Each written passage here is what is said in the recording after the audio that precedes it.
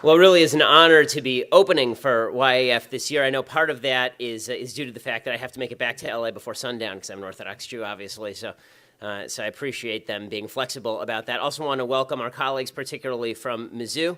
I feel bad for all of you, not just because you go there, but because the value of your college education has now been halved.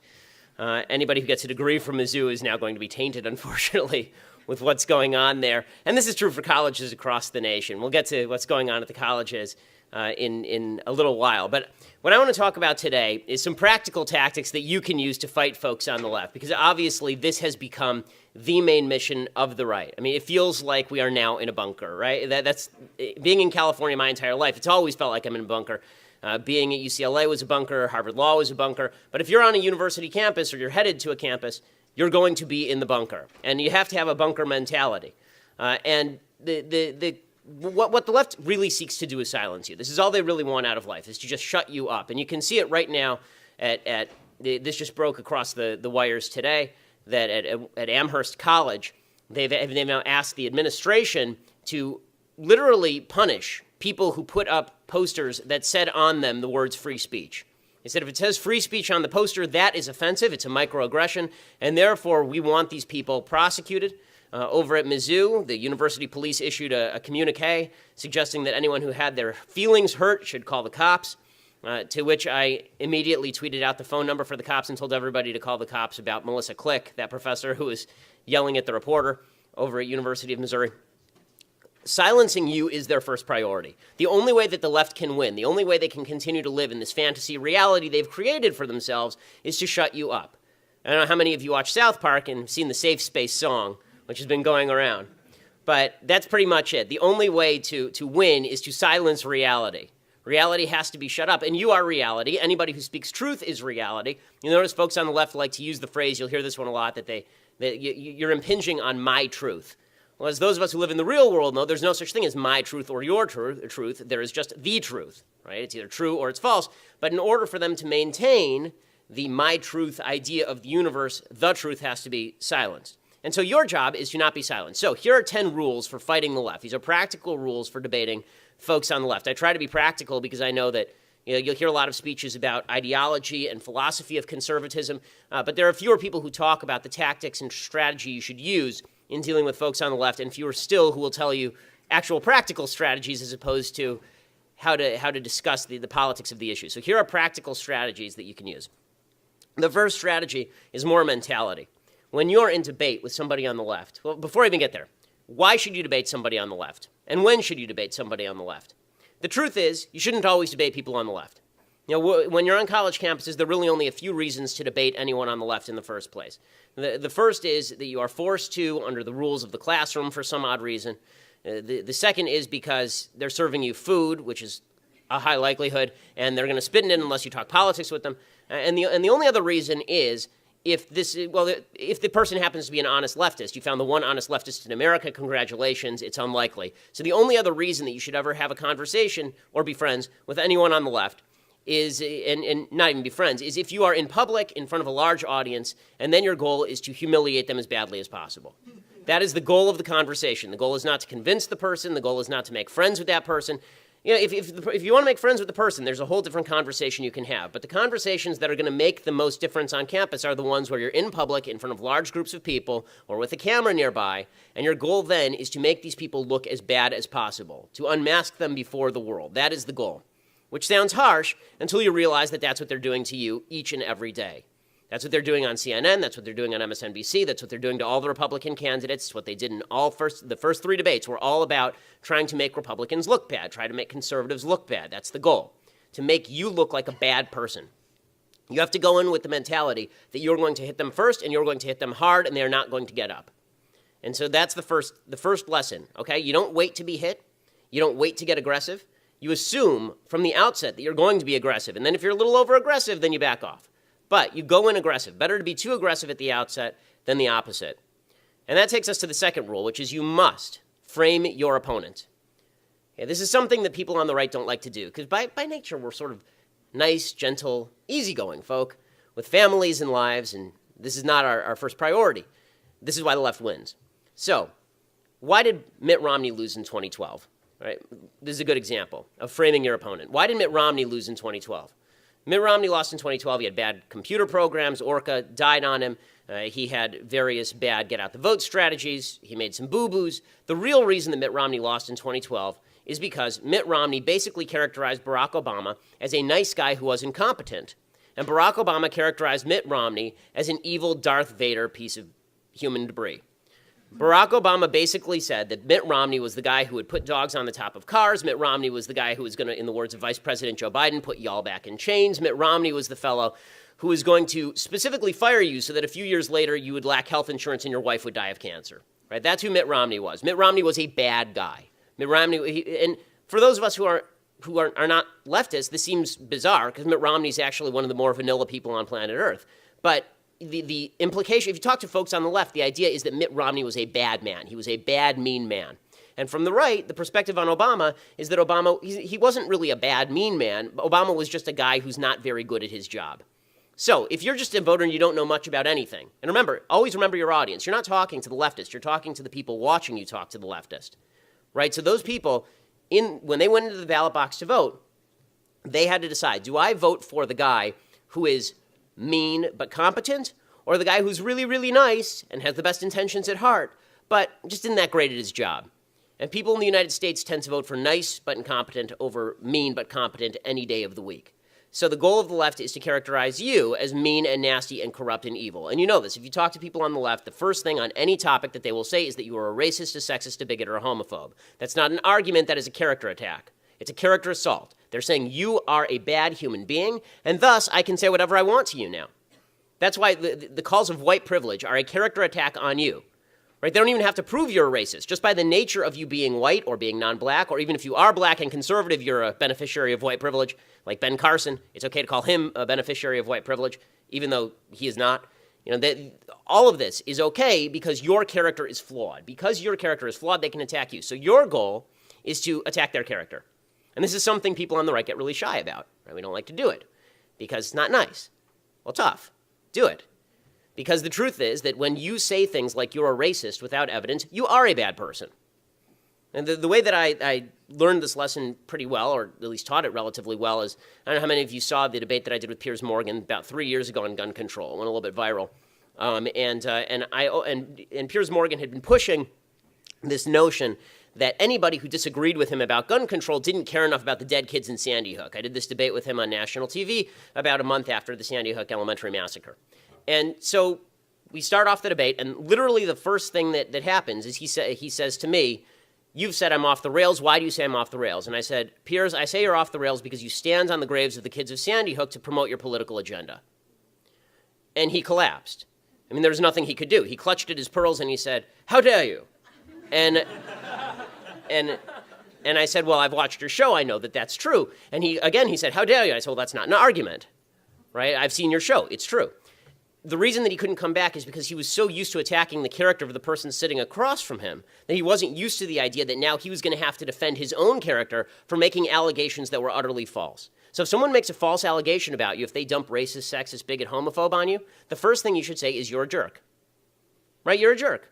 And what makes you a jerk is not that I just think that you're wrong on your politics. What makes you a jerk is that you're leveraging unevidenced allegations against people specifically to promote your political agenda. That makes you a jerk. And that's okay. You can do that.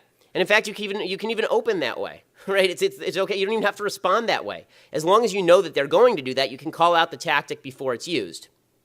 So that's point number 2.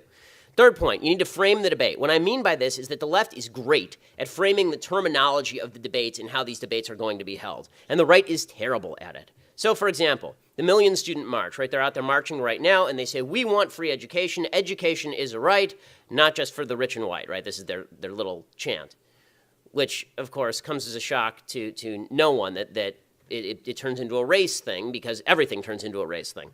So the idea is to frame the debate as education is a right. Now you're on the other end. You have to explain why education is not a right, right? You should reject that framing of the debate.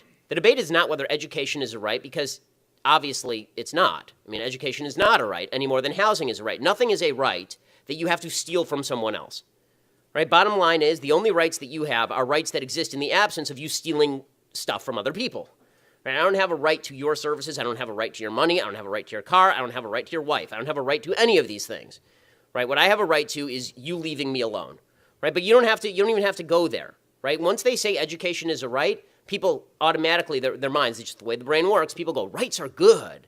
So rights are good, and they say education is a right. That means education is good. And you want to deprive these poor kids of education? Instead of arguing education is a right, you should ask a very basic question. Why is it okay for you to steal other people's money?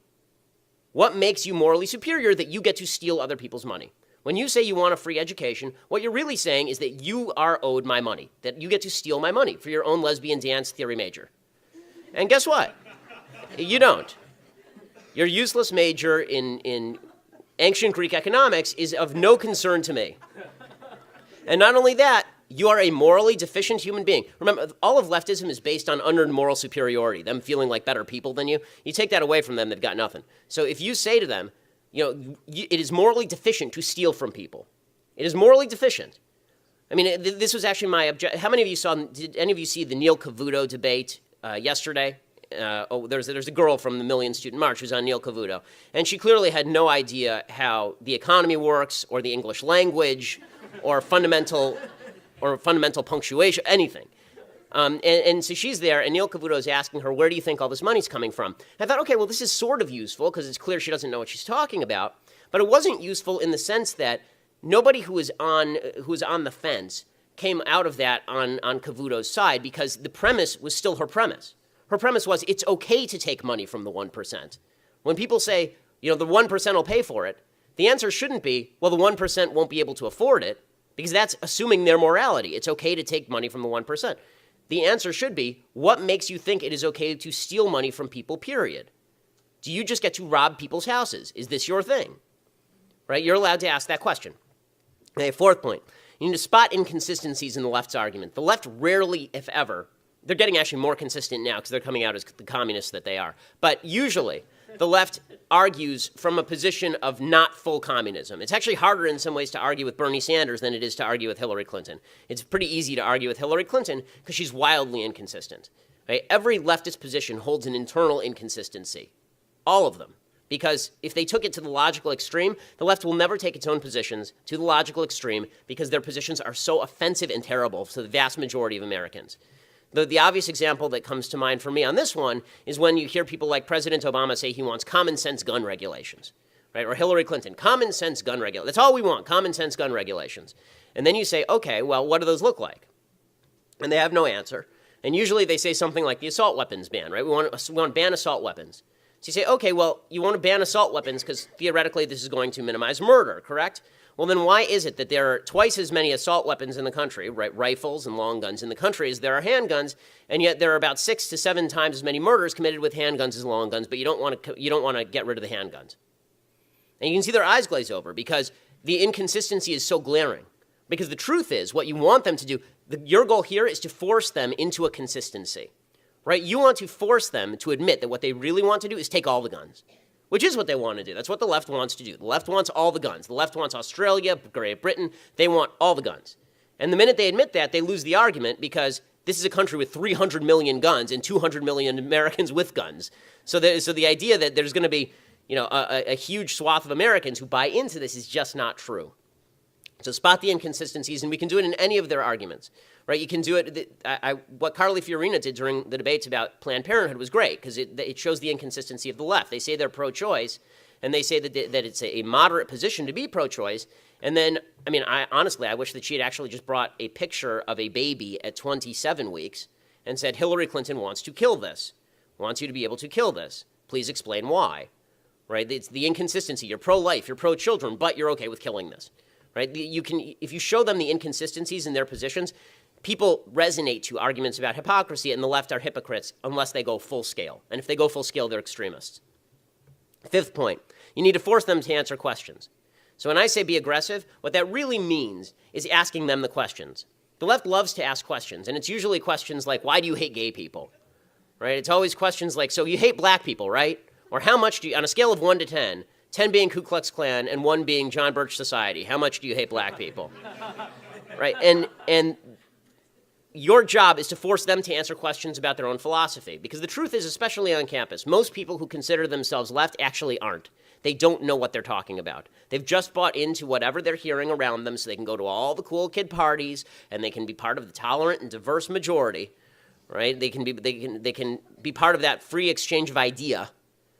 And so it is vitally important to get them to answer questions, because at a certain point, either they will start to examine their own premises, or the people who are watching will start to examine the inconsistencies that they're seeing among these various positions. The sixth point: don't get distracted. So this still happens some, but a little bit less now since we're so many years away from Bush. The usual distraction tactic of the left was, if you said anything about Obama ever, the answer was, but Bush. They just start yelling it. It didn't matter what you were talking about. It didn't matter the topic. It would just they start yelling, and like Linda Blair in The Exorcist, green vomit would start flying out of their mouth, and they would just shout Bush over and over until they collapsed in a stupor. And then their fellows would clap and tell them they'd won the argument. So, the right has an unfortunate tendency to follow people down rabbit holes. So Ted Cruz, who I love, I think Ted Cruz is a great candidate. I think that he has flaws as a candidate, but he's a very solid conservative. He did this the other night in the debate, and it is kind of his fault, since I know people who had told him not to do it. But he was asked very specific questions about his tax plan by Neil Cavuto. And he forgot that there was an audience. And he just started getting very specific about his tax plan. And even I, who am very into this stuff, my eyes glazed over and I was lost. When you're arguing with people on the left, it's even worse. What they will do is they'll throw out red herrings. Usually, the most common red herring you hear is gay marriage, always, because this is a topic on which the left feels comfortable. It doesn't matter what you're talking about. They will throw out either gay marriage or abortion or birth control, right? These are their favorites. So Hillary Clinton, anytime you say, we want smaller government, Hillary will say, well, except for abortion, let's talk about abortion, right? Which has nothing to do with anything, because I'm also in favor of big government for prosecution of murder. When it comes to criminal law, there's nothing wrong with a government enforcement of criminal law. That's the whole question on the table. But the idea here by the left is always, when they're in trouble, they distract. When they're in trouble, they throw something against the wall. It's okay for you to say, we'll get back to that issue later. If you want to discuss George W. Bush's record in Iraq and not Obama's with regard to ISIS, we can do that later. I'm happy to talk about that later. But why don't we actually talk about the guy who's in office? Let's talk about what's happening now. Like, we can also have a conversation about Woodrow Wilson's policies towards the Russian Revolution, but we'll save that for later, right? Well, let's talk about the topic that we're talking about right now. You have to pin them down. Because trying to argue with leftists, they stick and move. It's like trying to nail Jell-O to the wall. They're constantly just moving around. They're very slippery. Okay. The seventh point is, if you don't know something, you're allowed to admit it. You're allowed to admit it. So usually, leftists don't have a lot of facts in their tiny brains, but they usually have one. And it's usually one that you don't know, because it's completely irrelevant to anything. Right? It's some topic that they studied as their thesis in philosophy, their third-year philosophy thesis, and it's some minute point of leftist philosophy that you've never heard of, or it's some fact about colonialism that they're dragging up from a Howard Zinn book that they read 4 years ago, and you don't know what they're talking about. And it's okay for you to, instead of you trying to you don't have to know everything in the world. No one knows everything in the world. I mean, really. And so it's okay for you to say, I haven't heard about that. I'll check it out. After I confirm that, I'm happy to talk about that. But, I don't know enough about that to really have this conversation. It's perfectly okay to do this. This is actually a crucial mistake that so many presidential candidates make. Right? You see presidential candidates, and they feel like they have to answer every question that's asked to them. And so they'll say things that just get them in trouble. Right? Even in debate, they'll say things that get them in trouble. And Donald Trump did this when he was on with Hugh Hewitt, and Hugh Hewitt asked him about the Al-Quds Force, right? And he immediately thought that Hewitt was talking about the Kurds, and he started talking about the Kurds because he didn't know anything about the Al-Quds Force, right? So he started sounding idiotic because he didn't know what he was talking about. He would have been better off to say, that's not an issue on which I've studied up, but that's why I have experts like you, Hugh, to tell me about it, right? You're okay doing that. You don't always have to pretend that you know everything that there is to know. It's a good life rule. It's actually a really good marital rule as well. Eighth rule, don't get sucked in by the paradigm. Okay, so many of us, we're right-wing, we're conservative, we're Republican, and we all love Reagan, for example, right? Love Reagan. Reagan's great. I love Reagan too. Okay, so one of the things that the left will do, and you'll see it on immigration, for example, is the left will say things like, well, how could you be so hard line on illegal immigration when Reagan signed into law amnesty in 86. Right? And the idea is that Reagan's one of yours, and so you have to defend him. No matter what, you have to defend the paradigm. You must defend the paradigm. You don't have to defend the paradigm. You're allowed to say that Ronald Reagan got it wrong.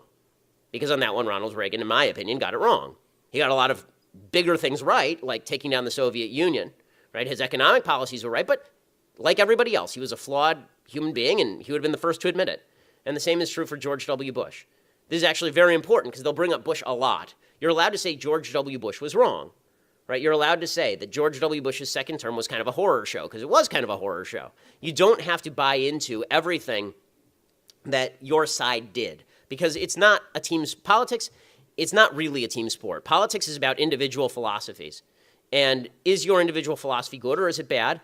And this is why, for example, I consider myself a conservative first and not a Republican. Republican is just the party that has the candidates for whom I tend to vote, but my principles are not Republican principles. They're conservative principles, and should the Republican Party move away from those principles, then I won't vote for that particular candidate. You don't have to buy into whatever paradigm you're being pushed into by the left. Okay, that's just a general rule. Ninth point of argument, and this is one that's kind of fun that you can use. It's a fun parlor trick to use with leftists you have to talk to, and that is let the other side have meaningless victories. And what I mean by this is then you'll have conversations with people on the left, and they'll say certain things and not define their terms. And their goal is to make you argumentative on every point so that you look like you're extreme. Right? They'll say things, and then you feel the need to argue with them. You feel the need to come back at them because they're so wrong on everything, and they are. But if you give them a point that's almost meaningless, then you can sometimes box them in. So, for example, one of their favorites, they love using terms that don't mean anything. Right? They like saying things like, are you in favor of immigration reform is a good one. Right? Are you in favor of immigration reform? And the tendency is to say, no, I'm not in favor of immigration reform if you're hardcore on immigration. You can also say, sure, I'm in favor of immigration reform. What kind of immigration reform are you talking about? So for a second, they feel like they won, and then they didn't, because you take it away from them, asking them for definitions. Right? They do this on climate change, too. Say, do you believe in climate change? Are you a climate denier? Like, no, I don't deny the climate. It exists. Right? Do you believe in climate change? Well, yes. I mean, the climate changes. What are you talking about? Would you like to get more specific? Now, do you know, for example, what percentage of human activity is responsible for the rise in climate? Do you have any clue what we would have to do in order to minimize human activity so as to go back to the amounts of carbon that were being sent into the atmosphere before the industrial age? Is that something that you're willing to? How many people are you willing to let die? How many people are you willing to impoverish based on lack of carbon-based fuels? How many people are you willing to let suffer in order to do this? In the third world, by the way, because those are the people who are going to suffer if they're not using carbon-based fuels. You know, people on the left are very fond. They have this kind of rosy picture of what it would be like to go back in time. They would still get to keep their iPhone, but they'd go back in time. If they really want to go back in time, there is a time machine on this planet. It's called an airplane. All you have to do is fly to the third world, and you just went back about 70 years in time. Right? And the fact is they don't want to live with that. So you're allowed to give them these kind of minor victories where you say, oh, yeah, sure, climate change. But then you hone in, right? Because they feel like they're on their home turf, and then you flip it on them, and it's a really fun little trick. Okay, final point when it comes to arguing with the left and defeating them. And this is body language really counts a lot. Body language is huge. Very few Republicans actually understand the necessities of body language. One of the reasons Marco Rubio is so popular right now is because his body language is tremendous. He's got really good body language. He's always very open. He's always very upbeat. He doesn't look like he's upset or angry up there. Well, Jeb Bush, by contrast, has the worst body language of any candidate in the field. Jeb Bush looks like Kermit the Frog in desperate need of laxatives. And whenever he's on the stage, it's just, he's so, I mean, his campaign slogan, honestly, his campaign slogan should be awkward, !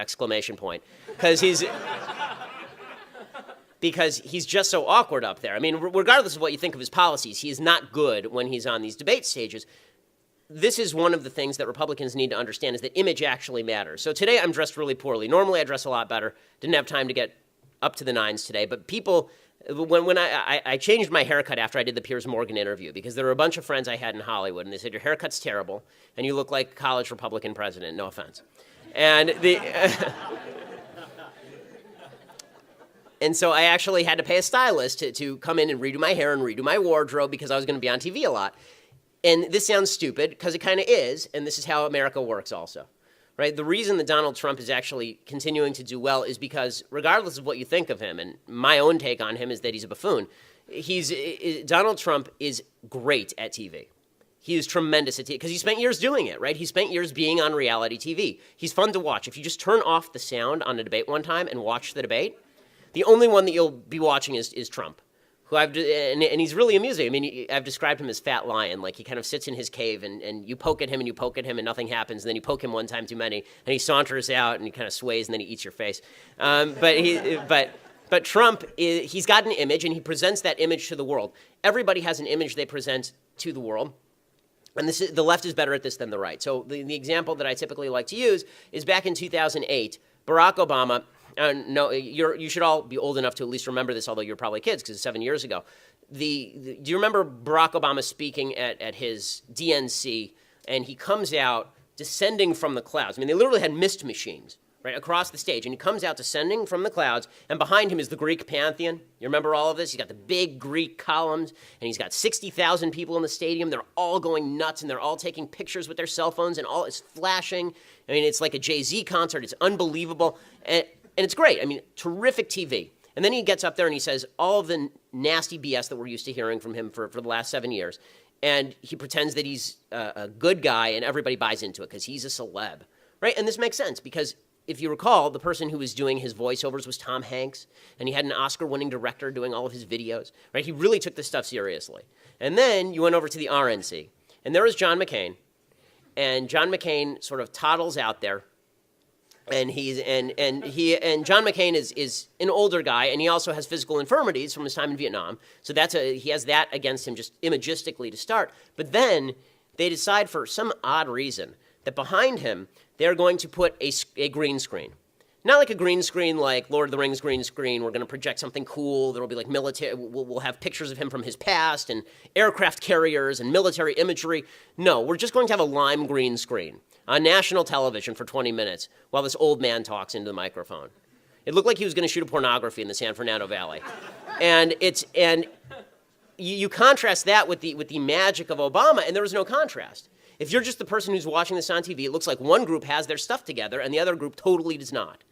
Okay, so this is true for you. There are certain imagistic things that you can do that are very easy. The biggest one is open body language, right? So no fists, none of this. We all tend to do it. Everybody does it. When you tense up during conversation, your voice tends to rise. Keep your voice low. This is actually what's driving Donald Trump insane right now is that Ben Carson is almost inaudible all the time. I mean, you have to check whether his microphone is on when his microphone is on. And so Trump, who is he's like a Spinal Tap 11 on the scale of 10, and Carson is just, he's so taciturn that it's impossible for Trump to handle him. He can't do anything about it, right? So you had Trump going nuts last night, like purely nuts. I mean, have you seen clips from his speech last night, Trump? He gets out from behind the podium and reenacts being stabbed in the belt. Yeah. It's wild. So he does that. He did that last night in Iowa after calling Iowan voters stupid for giving Ben Carson the lead. And then Ben Carson did what he does best, which is he ticked off Donald Trump beyond all human measure by saying that he would pray for Donald Trump.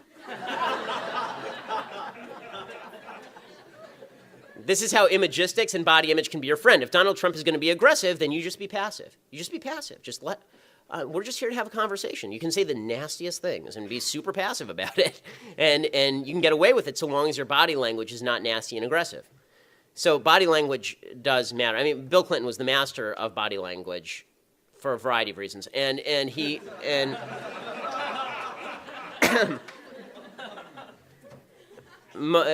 one of the things that he learned, he trained with people to do a lot of this stuff. Like you'll see Rubio using some of the same hand motions. So Clinton had the hand motion where instead of pointing at people, he didn't do the Bill O'Reilly finger of truth, which is I'm strong and I know better than you, right? The factor. It was instead Bill Clinton doing this, right? It's the elevator button push, right? Because he's convincing you and he's strong, but he's not too strong, right? He's just trying to wheedle you.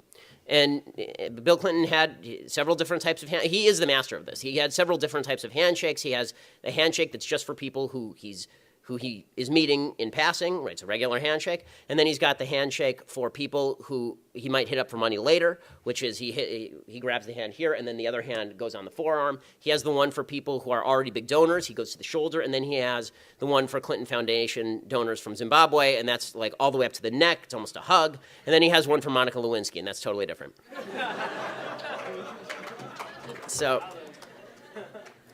So body language does matter in all of this. So those are your 10 quick lessons. Hit first, frame your opponent, frame the debate, spot inconsistencies in their arguments, force them to answer questions. Don't get distracted. If you don't know something, admit it. Don't get sucked in by the paradigm. Make sure that you let the other side have a meaningless victory or two so they feel like they're accepted. And then use good body language at all times. The bottom line here is that every time you walk out now, if you're going to be a conservative and you're going to be a fighter, every time you walk out is a fight. There is no such thing as a nice moment from here on in. Now, there are some people who find this off-putting. It is tiring from time to time, so make sure that you actually have a life outside of this. But the fight can be a lot of fun if you're aggressive and if you have fun with it and if you let this stuff roll off your back. You have to make it fun. If it's not fun, it's not worth doing. And fighting bad people and people with horrible ideas is fun. And it is worthwhile. There's not a cause that I think that's out there that's better on earth. And one of the mistakes conservatives have made, I think, with young people is telling them that what they're really fighting for is just capitalism and a better way of life. And it's not fully true. It's true, but it's not fully true. What you're fighting for is a higher cause. And that higher cause is freedom and liberty and a concept of the universe in which duty exists and actions have consequences. And the people who you are fighting, they're not just wrong. The people who you're fighting believe in evil concepts. Leftism is an evil concept. Communism is an evil concept. I mean, you're going to hear about this all this weekend. These are moral issues. These are not just economic issues. These are not just we all get along and we have the same vision for the future. We don't have the same vision for the future. Hillary Clinton has a very different vision for the future than people on the right. Barack Obama clearly has a very different vision for the future than people on the right. These idiot protesters, these mental midgets over at University of Missouri have a very different idea of what the future looks like than everybody on the right. And it's a nasty vision of the future, and it's a gross and racist vision of the future. These Mizzou students complaining about racism, you saw this the other day. They banned white students from their safe space. The KKK fully endorses these safe spaces. They had spaces that were both separate and equal. No one actually said to them I don't know what the water fountain situation was like over at Mizzou in these safe spaces. But it's demonstrative of the fact that the left has awful, awful values. And so fighting those awful values is, to me, the highest calling that you can have in politics. And if it's a fight worth having, it's a fight worth doing right. Thanks so much. Happy to take questions.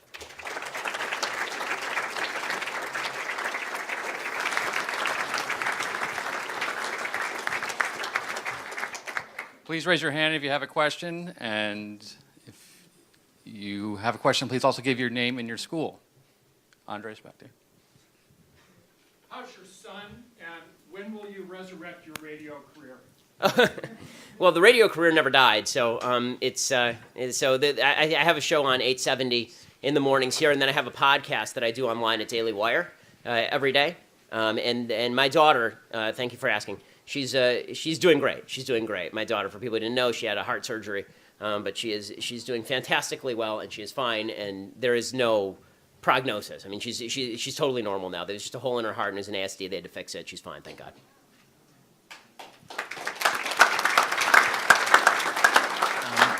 My name is Frank Prey, and I'm the chairman of the College Republicans at UNC.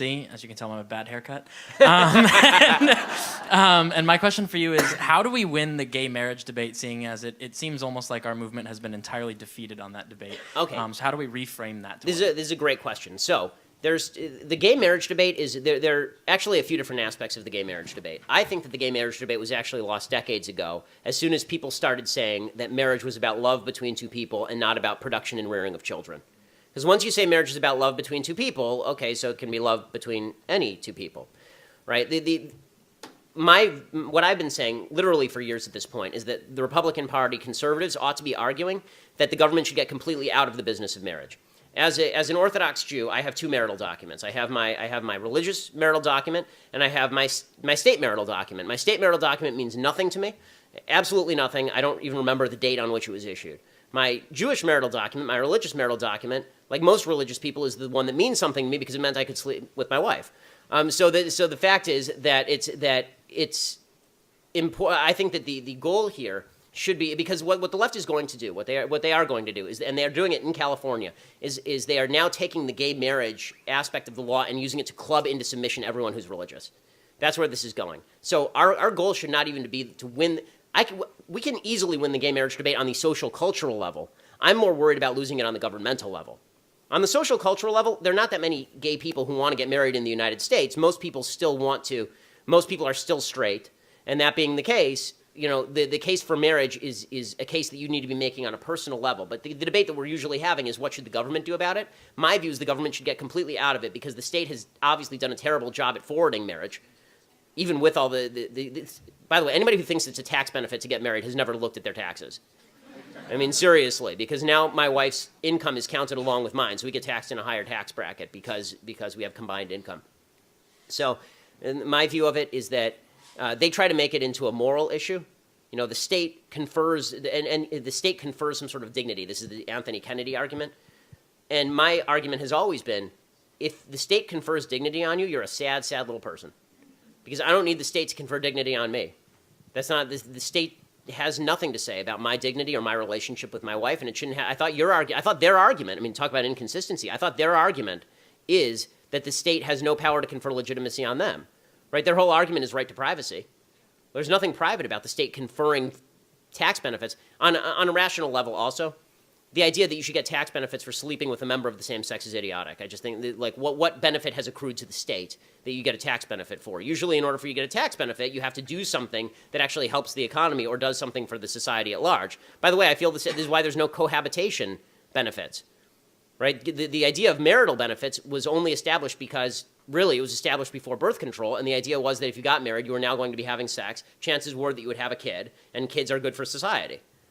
So that's sort of the argument in favor of traditional marriage generally, but I think the easier argument right now is get the government out of everything, because living in California and watching which way this debate has gone, I don't think that this is a winning debate for Republicans, at least not in the non-cultural sense.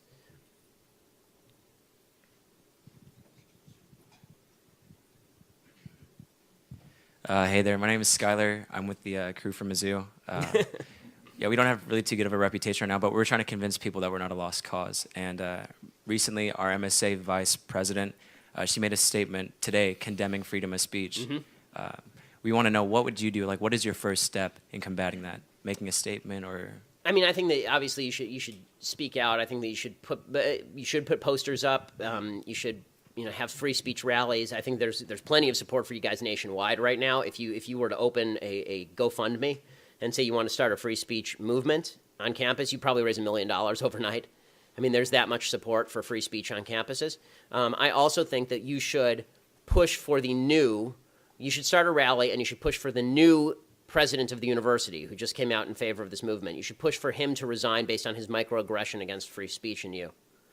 You should have rallies pushing for his resignation. You should push for all the administrators to resign. You should push for Melissa Click to be fired. You should put, this is the professor who tried to shut down the reporter over there. You should push for that associate dean of housing, or Greek life is what it was. Push for her to be fired. You should go for scalps. The left uses all these tactics and they win, and we should use the same tactics against them. I think the fear of God should be put into the left. They've been living on borrowed time for a very long time here. And there's part of me that looks at the campuses and says, great, let them burn each other down. I mean, these are all the same people who are out. It's kind of funny. Leftist revolutionaries are always eating themselves. Eventually the Leninists eat the Trotskyites. And that's sort of what's happening on campus. It's 2 generations ago, these are the same people who took over the buildings, and now they're being taken out like Robespierre and executed in the public square. And there's something humorous about that, and I have to admit I'm enjoying it mildly. But if you actually want to save the universities and not just watch them burn like the Joker in The Dark Knight, just watch them burn, then use their tactics against them. You should we should have mass movements to force professors and administrators to resign based on their violations of free speech. We should have a movement inside the state of Missouri to cut off funding to the University of Missouri based on their violations of the First Amendment. I'll bet that you could get a state legislator to sponsor that. I'll bet that you could probably get, I'll bet University of Mizzou takes federal cash. I'll bet that you could get, in fact, talk to me. Everybody, here's my email address, okay? If you have any ideas. My email address is bshapiro@dailywire.com. email me, because what I would like to do, actually, I mean, now that we're thinking about it, is it would be fun to get, Senator Cruz to sponsor a resolution in the Senate to withdraw funding from federally funded programs at the University of Missouri based on their violations of the First Amendment. Right? We should use every tool at our disposal, because the left does not leave any tools uncovered. This is when politics gets fun, guys. Is when you get rough. Yeah, right. Politics isn't fun if you're playing nice all the time. So it's much more fun to use their tactics against them. There's a lot to be learned from Saul Alinsky. Everybody should go pick up a copy of Rules for Radicals and recognize that the guy may have been evil, but the tactics that he espouses are quite effective. My name's Anthony Murray. I'm from the University of Tampa. And to back off the first question regarding gay marriage, you said, what we should end up doing is trying to get the government out of the concept of gay marriage and other sections of the government like that. How do we go about doing that? Well, I mean, I think that there have been movements, actually. I believe the state of Georgia, maybe it was Alabama, actually passed a law saying that it was no longer within the power of the state to marry anybody. So there is a movement to do this. And I think that that's a movement that's well worth embracing, because if we don't do that, then they're going to use gay marriage as a club, right? We're going to force bakers to cater to gay marriages, because otherwise it's state-sponsored discrimination. They're going to force churches to shut down. They will come after schools. They will force your kids to learn about this stuff, because now the law approves gay marriage. So why should your kid in public school not have to learn about a form of marriage that's equally beautiful and beneficial? So I think that the best thing to do, the state stinks at everything, and the best thing to do is to get the state out of virtually everything. Hi, thank you so much for coming. I was seriously so excited that you were coming. Just wanted to thank you for that. Oh, thanks. I'm so glad that your daughter's doing well. Thank you. My question for you is, I run a conservative social media account. I have probably roughly around 10,000 followers, and every single day I get slaughtered with the onslaught of insults like you were talking about. But one I don't know how to combat is this crazy, insane movement of being able to pick your gender and decide that. And I don't know how to reply to that. I don't know how to say, you're insane, that's it. But I just want to know. That's a pretty good way to say it. I mean, it's... But from you, what is the best way to really just attack that from the bottom? Okay, so I'll tell you a story. I don't know how many of you have seen this on CNN Headline News. I had exactly this debate on Dr. Drew's show a few months ago. It was about 3 months ago. And it was I think, the number one story on Facebook and Twitter for about 3 days. Because this is why they don't have me on CNN that often. They were talking about Caitlyn Jenner. And the question of the day was why Caitlyn Jenner should or should not receive the ESPN Courage Award. Because, as we all know, the courage to have a boob job, make millions of dollars off of it, have a mental illness that's exploited by television cameras is exactly the same as the courage it took for men to get off boats at the beaches of Normandy on D-Day. I mean, courage is courage, guys. So they had me on this. They had me on this show, and they decided that they were going to seat me directly next to a transgender woman, meaning a man who is delusional and thinks he's a woman. And so I'm sitting next to this dude whose name is Zoey Tur. His former name is Bob Tur, and he's sitting next to me, and this topic comes up. And what I said, they were going around discussing whether or not Caitlyn Jenner was courageous or not courageous. And finally, I just said, I don't understand why we're all humoring mass delusion. Why is the public humoring a delusion? It's not kind to the mentally ill. It's terrible for the mentally ill. As somebody whose grandfather was schizophrenic, it would have been really, really quite terrible if the entire society had said to him, you know what, Nate, you're totally right. The radio is talking to you. Right? It wouldn't have been beneficial to him. It was much more beneficial to him that he was institutionalized, given lithium, and then healed, basically, and was able to live a decent life. The idea that transgender surgery accomplishes anything for people who are quote-unquote transgender is nonsense. The suicide rates are precisely the same before and after the surgery, and they are both in excess of 40%, which is unbelievably high. The idea that society is responsible for transgender suicide is absolute garbage. It is not true. Okay, the fact is that even they've done polls of this. There was a poll from the Anderson School at UCLA, and they found that even transgender people who say they're not questioned about being transgendered, they have exactly the same rate of suicidality, meaning that this is a mental illness, because that rate of suicidality is so far beyond anything that has ever been experienced in any population of humans ever. Seriously, the only comparable rate of suicide to the transgender community today is Jews living under Nazi German rule. That is the only time in human history that there has been that rate of suicide. So I promise you, transgenders are not being treated like Jews under Nazi German rule, so it clearly is not societal impact that is making people suicidal.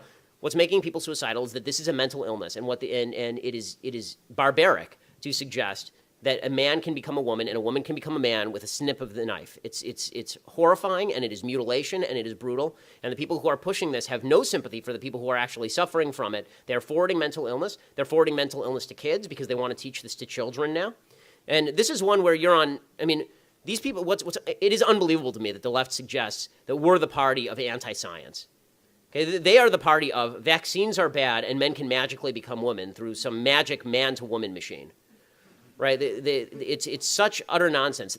Every cell of Caitlyn Jenner's body has a Y chromosome, except ironically for his sperm cells. Right? So the idea that these are women is just it's utter tripe.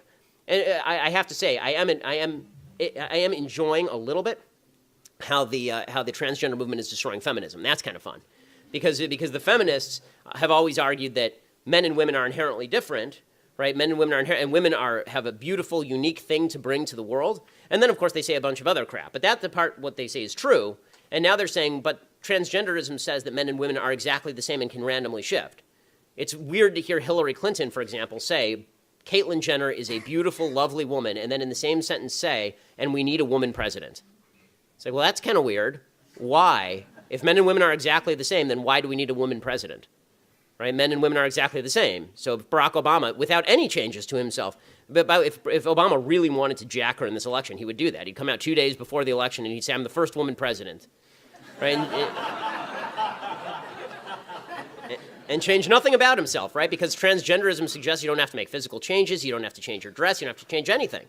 Right? If you just decide one day that if Charles Bronson one day decided to saunter on in, take off his gun belt, and mosey on in and sashay on in to the ladies' restroom for a little sitsy on the toilet, then he would be a woman. This is the way that this is.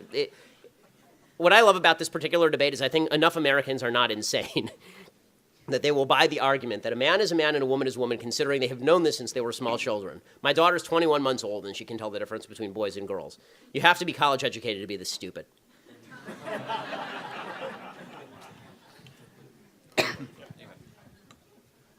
Hi, my name is Katie. I'm from Loyola Marymount University. Recently, we had our second club day at LMU, and our college Republicans table was confronted by a very liberal woman who accused Republicans of cherry picking in policy. How would you respond to that? I don't even know what that means, cherry picking on policy. I mean, it's such a vague charge. Did she give any specifics? She specifically referred to abortion and how we would allow it, but only for rape victims and. Okay, so I mean, my own position on abortion is that it has nothing to that rape is evil and terrible, and people who commit rape should be castrated or killed, and also, a human life is a human life, right? This is my own position on this, and the two have nothing to do with each other. And you can have tremendous sympathy for somebody who is raped and then is pregnant, but that doesn't change whether or not there's a child in there. This is my own position on this particular issue. I do think that it is internally inconsistent for people to support the pro-life position, but then make exceptions for rape and incest. I think that's at least because the cause of the life is not at issue. It's the definition of life that's at issue. This is my own position on it. I can't defend a position I don't hold. So if that's her main criticism, then I accept that criticism. If her criticism is on the other, does she believe? I mean, what I would do if I were you is I would turn it around and I would ask her how late an abortion is okay with her. Like, is she okay with an abortion? She says presumably she doesn't want to kill babies, right? So at what point would she cut it off? Because if there's any day at which she would cut it off, she's not pro-choice, she's pro-life. It's just a question as to the gradation of pro-life, right? If 3 days before, is she okay with killing a baby 3 days before birth? Is she okay with partial birth abortion? And if she said the day before birth? Okay, was there anybody there to watch this debate, or was it just a useless debate? Sorry. These are important. There were several people standing Okay, so around. if there are several people, then at that point what I would do is I would bring up a picture of a premature baby born 3 days early, and I would say, okay, so you would kill this. The only difference is that this baby has traveled through the vaginal canal, and the one you would kill hasn't. Is the vaginal canal magical? Does it confer livelihood? Does it confer life? Was this not a life, and then it passed through a body part, and magically it's life? Like this that's infanticide. And you should say it's infanticide. It is infanticide. If you're in partial birth abortion is infanticide. Even for people who are extreme on abortion, You have to be so fully dishonest, intellectually dishonest, not to recognize that a baby 1 minute before birth is a baby. That the argument ends there. I mean, there really is no argument beyond that. That's pure evil. That is pure evil. That is, you are blinding yourself to a pure, simple human fact. That is a baby. So, and if she still argues, then there's nothing you can do about that. Some people want to blind themselves to facts. So much of so much of leftism is based on the "please don't ruin my day" syndrome. Right? There's a reason that the left doesn't want to look at the Planned Parenthood videos, because that would actually force them to comprehend and confront the fact that they are okay with chopping up babies in the womb, and that these babies have hands and arms and organs and brains and faces. And so they don't want to look at any of that. All of leftism is based on willful, it's either ignorance or willful ignorance, and willful ignorance is actually evil. Okay. The last question. Go ahead. Okay. I'm Henry Talmark from German State University. Please don't misconstrue what I'm saying by any chance. I don't completely agree with what's happening down in Mizzou. The way they went about it, I'm not saying that I agree with it. But I'm a bit lost by when you say that the vision isn't, you said it's... not the same as the conservative vision. Yeah, I understand that. But when you say that it's not right, do you mean by bring up the facts and points that's been going on in Mizzou is wrong, or the way they went about it is wrong? Okay, so it depends on, so there's a couple things that's wrong with what the kids are doing at Mizzou. One is that their goal is wrong. Ousting administrators who are actually doing everything that they legally could to stop what was going on, which is what happened. I mean, if you actually look at the individual cases, that's wrong. You don't oust people, you don't indict the entire system for individual acts of evil. Right? By that standard, you call for the impeachment of President Obama because something racist happened at Mizzou. Right? Obama's the head of America. Right? So that's number one. Number two, the way that they have been approaching this, not only by calling for firings of people who actually didn't do anything, but also by setting up black-only safe space. Right? I mean, that's self-segregation. That's wrong. Beyond that, the race hoaxing that is happening, the exaggeration of what's happening on campus is utterly beyond me. And what I mean by that is that we've seen multiple cases in Mizzou of things that have been race hoax. So, for example, the president of the student body there, the student government, that guy's name is Peyton Head. Peyton Head was the originator of the I was walking along campus and a bunch of white guys drove by in a truck and yelled the N-word at me. Right, which, if it's true, is horrible, obviously. They didn't investigate. He didn't even make a police report, first of all. If you want people to actually take you seriously, you need to make a police report and you need to report it so there can be an investigation. Otherwise, we're ghost hunting. Otherwise, we're just... I like solutions to problems. And okay, so that's number one.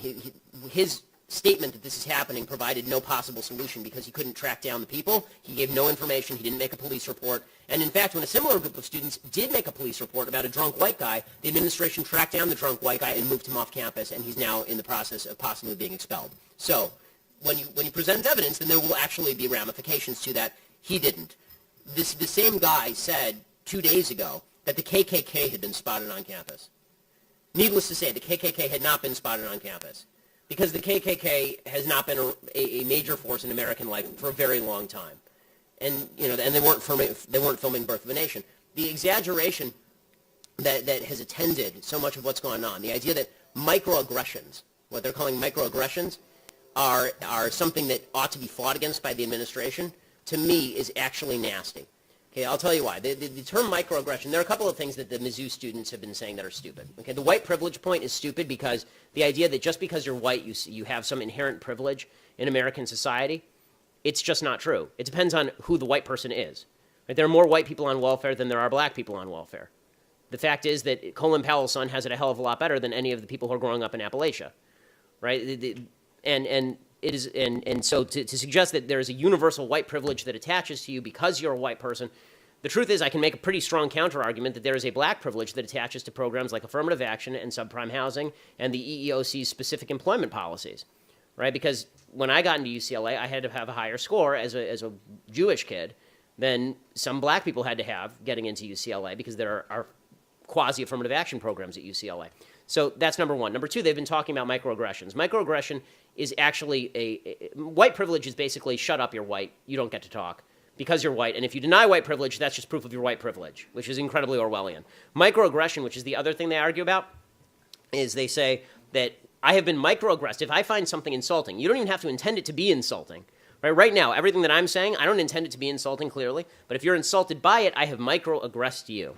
And what they want, and all these kids on campus want, and this is the dangerous part, is they want to be able to pull a gun on somebody who microaggresses. Okay, microaggression, the term itself is horrible. It's not a micro-insult. It's not even a mistaken insult. It's an aggression, right? How do you meet aggression? I'm a dude. Someone aggresses me, I punch them, right? If somebody touches me or punches me, I hit back. That's aggression is met with aggression in civilization, right? To suggest that words are aggression and thus must be met with the students being banned from campus or the police being called for hurtful or hateful feelings, their agenda is wrong. They're exaggerating the facts of the case, and they're not even, and in some cases they're outright lying. The hunger striker is outright lying. Jonathan Butler, the kid who supposedly was hit by a car by the president, it's on tape. He ran into the car. He literally runs into the car. You can see it. The car is moving backwards. He starts following the car. The car reverses and moves about 6 inches forward, and he proceeds to bump into it about this hard. Seriously, you can watch the tape. It's amazing. And then he claimed that he proceeded to claim that he had been aggressed by the president. The president apologized because he's a huge lefty pansy. This is the reason why leftists only try this garbage on leftist university campuses, because leftists are pansies and they surrender to other lefties. Right? They tried this. They tried this with a right wing. If they tried Mitch Daniels, right, at Purdue, they tried this there, he would shut this down in a New York minute. So they don't want the same things. They lie about these cases, and then they suggest that you're a racist if you disagree with them. Okay, the black students at Mizzou who are doing this, and it's not all black students, the black students who are doing this at Mizzou said they took their lead from what was happening in Ferguson, Missouri. Ferguson, Missouri was a lie. Michael Brown, according to Eric Holder's Department of Justice, Eric Holder is a racist, and Eric Holder's Department of Justice found that Michael Brown was justifiably shot. Right, that Michael Brown was shot for good reason because he tried to grab a gun off a cop, assaulted the cop, punched him in the face, tried to run, turned around, and then charged the cop, according to the testimony of multiple witnesses, all of whom were black. Right, and they say, well, the protest movement that started in Ferguson, we brought it to Mizzou. Okay, first of all, the idea that if universities are such racist places of racism and sexism and rape, they're all hotbeds of all of these things, there's only one group in America that ought to be blamed, and it's the left, because there hasn't been a Republican in a position of power on a university campus since Woodrow Wilson was president. So that is my short take on what's going on University of Mizzou. Thanks so much.